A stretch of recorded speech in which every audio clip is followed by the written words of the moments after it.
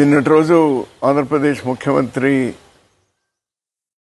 నారా చంద్రబాబు నాయుడు గారు మడకసిరకు రావడం చాలా సంతోషం. ఒక ప్రభుత్వ కార్యక్రమాన్ని చాలా సాదాసీదాగా బలవంతపు తరలింపు లేకుండా ఆ సభను నిర్వహించడం చాలా సంతోషంగా ఉంది. ఏ ప్రభుత్వ కార్యక్రమాలైనా కూడా ఈ ప్రభుత్వాలన్నీ భవిష్యత్తులో ఏ ప్రభుత్వాలైనా ఇది కొనసాగించడం మంచిది అనేది నా అభిప్రాయం.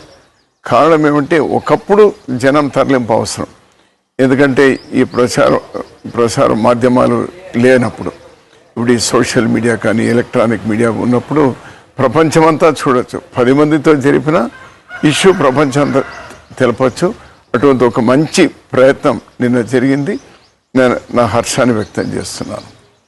అలానే మడకసిరిలో గత 10 సంవత్సరాలుగా అపరిష్కృతంగా ఉన్నటువంటి సాగునీరు లేదా తాగునీరు లేదా పరిశ్రమలు రోడ్లు ఇటువంటివి ఏవైతే ఉన్నాయో వాటికి రైతాంగానికి సంబంధించి ముఖ్యమంత్రి గారు స్పష్టమైనటువంటి హామీలు ఇచ్చినారు. నా హర్షాన్ని వ్యక్తం చేస్తున్నాను. ఒక మడకసిర వాసిగా నా హర్షాన్ని వ్యక్తం చేస్తున్నాను. వాటినన్నిటి కూడా వెంటనే ఇంప్లిమెంట్ చేసేటువంటి శక్తి కూడా భగవంతుడు ఈ ప్రభుత్వానికి ఇవ్వాలి. మడకసిరిలో గత 10 సంవత్సరాలుగా పెండింగ్ ఉన్నటువంటివన్నీ పరిష్కారం కావాలి అని నేను కోరుతా ఉన్నాను.